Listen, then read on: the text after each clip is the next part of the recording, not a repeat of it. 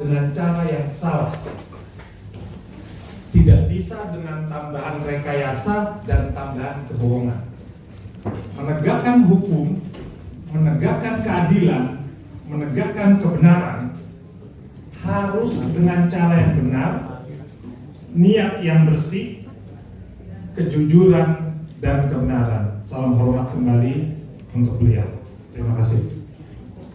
Kami lanjutkan, mohon izin rekan jaksa JPW yang kami hormati. Tadi ada berapa materi iklan yang disampaikan tadi? Cukup banyak, saya mohon maaf tidak bisa menghitungnya. Ada berapa jumlahnya yang tadi ditampilkan? Boleh berkenan. Sekaligus kami mau menampilkan peraturan. Boleh, tadi jumlahnya yang tadi itu ada 1, 2, 3, ada 10 atau 20? Satu flash disk, minimal 1 video tadi. Masih ada berapa total video? Saya pun juga tadi juga kita sedikit lupa juga, tapi ada beberapa video tapi terdiri dari 3 flash disk. Minimal tadi 1 flash disk, ada 1 video. Oke, baik. Jadi kita katakanlah ada Beberapa video. ya, ada beberapa video. Katakanlah 1 flash disk ada 100 video. Kita ambil 300 video. Kami ingin menayangkan peraturan BPOM. Saya mau menyiapkan mohon izin, boleh disambungkan kabelnya.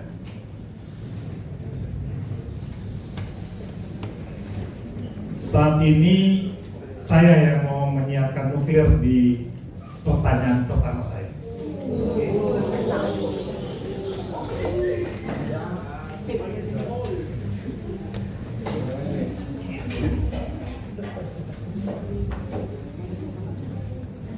Supaya nggak ngantuk ya majelis.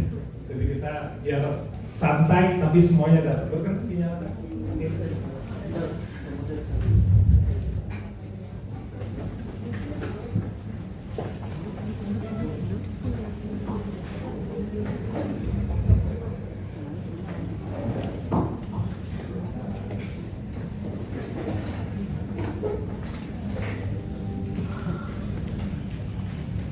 bisa? Oke. Mohon izin disambungkan. Oke, bisa.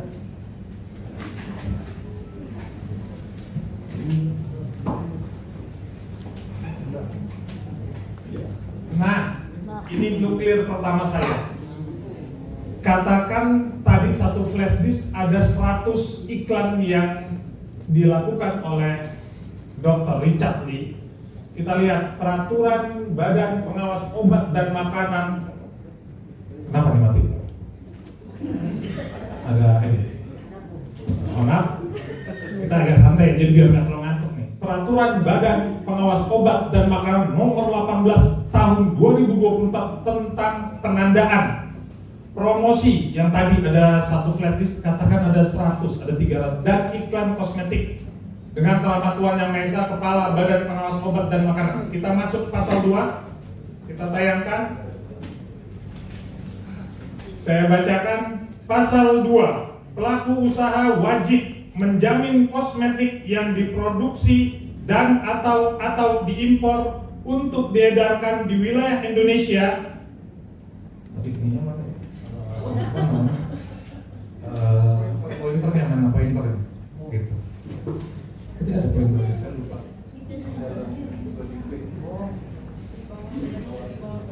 Oh, gitu. Nah, ini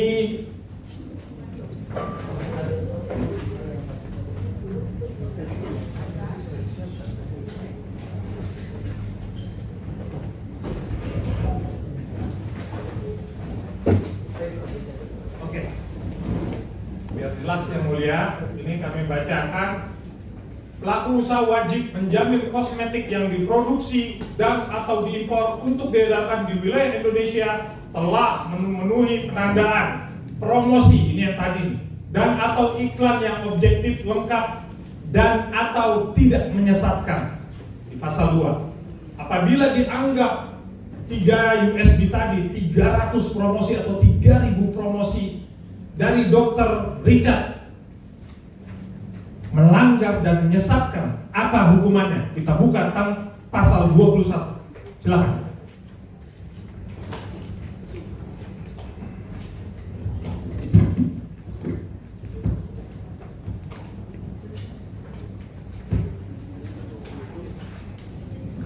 Pasal 21, sanksi administratif. Pasal 21, pelaku usaha yang melanggar ketentuan sebagaimana dimaksud pada pasal 2 ayat 1 tadi yang kita baca. Jadi kalau seandainya promosinya 300 promosinya, 3.000 promosinya, film 3.000, 3 juta promosinya, dikenakan sanksi administratif berupa A. Peringatan tertulis, larangan mengedarkan kosmetik untuk sementara paling lama 1 tahun, penarikan kosmetik dari peredaran, pemusnahan, penghentian sementara kegiatan, pencabutan notifikasi kosmetik dan atau pengumuman kepada publik. Perlu kita ketahui bersama bahwa semua ini, hukuman ini sudah dilakukan sanksi administratif. Jadi oleh karenanya apa yang dilakukan Dr. Richard ini apabila, maaf yang mulia majelis, dikatakan sebagai penyesatan, mohon maaf saya tadi tidak menyela Anda. Saya tidak menyela Anda, saya persilahkan Anda mengungkap semuanya.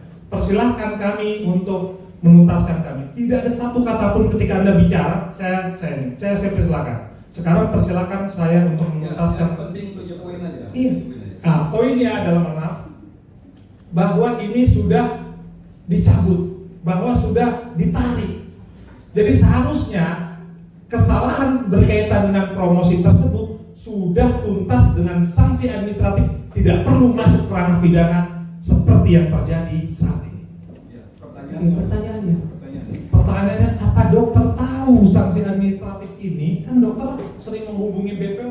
Harusnya ini tidak masuk pidana, sudah selesai, barangnya sudah ditarik, sudah dicabut. Kenapa lagi dilaporkan pidana? Sepengetahuan saya, terdakwa Richard bukan cuma kali ini melakukan labeling, berulang-ulang dilakukan labeling, dan tidak ada tindakan tegas dari BPOM untuk melakukan tindak pidana seperti itu. Berarti bikin aturan sendiri. Karena kalau tadi masalah penandaan juga hukumannya ditarik. Jadi semua permasalahan yang ada di sini hukumannya administratif ditarik, bukan disidangkan. Tetapi ada undang-undang perlindungan konsumen yang pada saat itu sempat kita bahas di rapat dengar pendapat. Dan jika memang ada penarikan dan pemusnahan, apakah ada tanda terima ke BPOM bahwa memang terdakwa Richard melakukan pemusnahan dan penarikan terhadap produk-produk relabeling yang sebenarnya banyak, ada sekitar 7 produk relabeling yang sudah dilakukan terhadap terdakwa Richard. Baik, saya tadi beliau mengungkapkan Undang-Undang Perlindungan Konsumen. Tolong dibuka Undang-Undang Perlindungan Konsumen pasal 1 ayat 2. Kita main undang-undang nih, saya tidak meng-create apa-apa. Kita main undang-undang, main peraturan, melakukan menegakkan keadilan dan kebenaran dengan cara yang benar. Pasal 1. Ini Undang-Undang Perlindungan Konsumen nomor 8 tahun 99. Ayat 2, konsumen adalah setiap orang pemakai barang. Sekali lagi, konsumen adalah setiap orang pemakai barang dan atau jasa yang tersedia dalam masyarakat, baik untuk kepentingan diri sendiri, keluarga, orang lain, maupun makhluk hidup lainnya, dan tidak untuk diperdagangkan. Ini nuklir saya kedua. Jadi dokter tadi sudah menyatakan tidak pernah memakai barang-barang tersebut. Jadi seluruh gugatan berkaitan dengan perlindungan konsumen detik ini, malam ini, semuanya gugur atas pernyataan dokter sendiri, karena dokter bukan konsumen dan tidak menggunakan pemakaian atau tidak memakai barang tersebut. Majelis. Ya, silakan pertanyaan Anda. Ya, pertanyaan saya ini sebenarnya saya sudah tahu pakai barang kan? Izin majelis. Mohon maaf. Saya dulu. Sekarang tadi ini yang bisa melaporkan konsumen itu hanya pemakai barang tersebut. Sekarang dokter memakai tidak. Izin majelis, kita akan menggunakan kuhap baru majelis. Kita tidak boleh memberikan kesimpulan atau Saya tidak kesimpulan, ini peraturan undang-undang. Izin majelis untuk mengarahkan kepada pertanyaan saja majelis. Saya tanya, pakai nggak? Saya tanya pakai nggak? Ini Iya. saya bukan kesimpulan. Ini kita menjelaskan ada prosedur KUHA.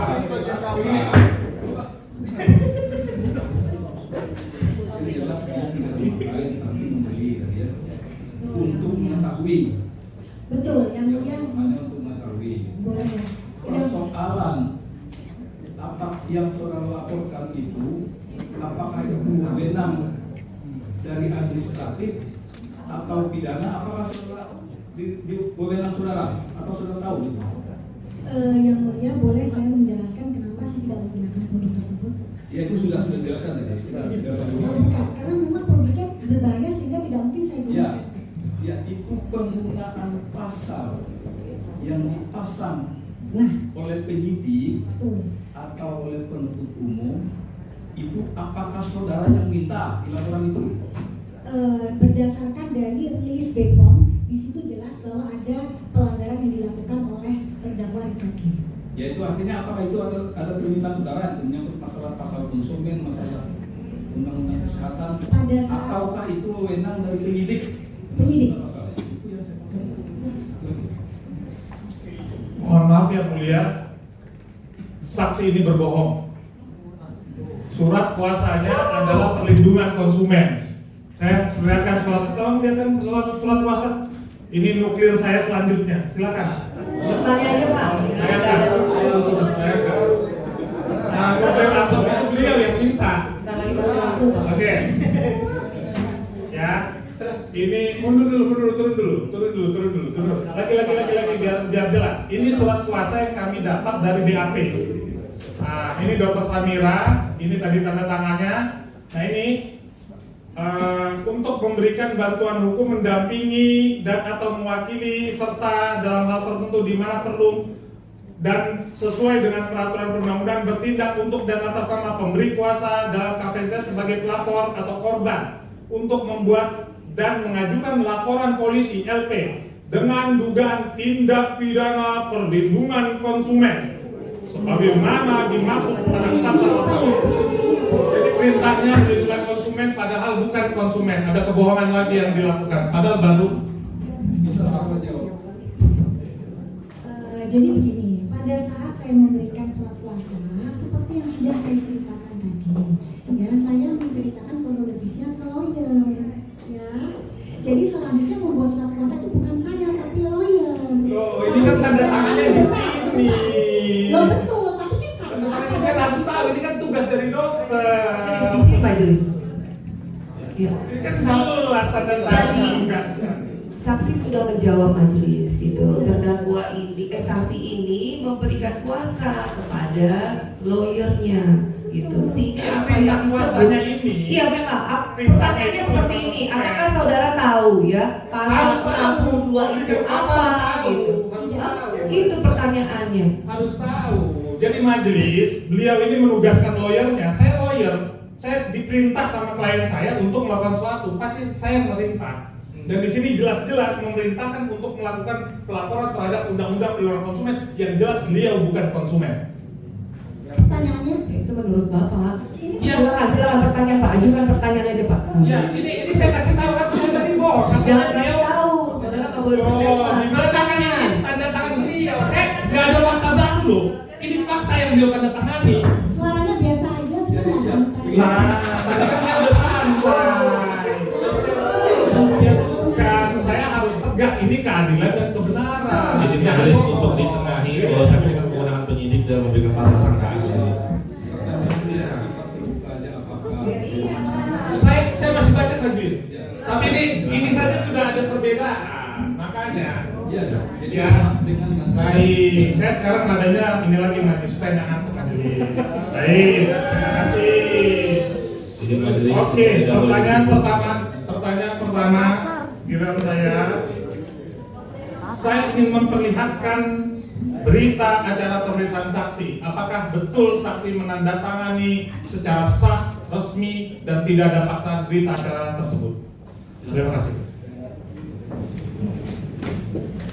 saudara pernah diperiksa di penyidik toh? Iya betul, Pernah di berita acara, betul. betul ya? Betul. Tanda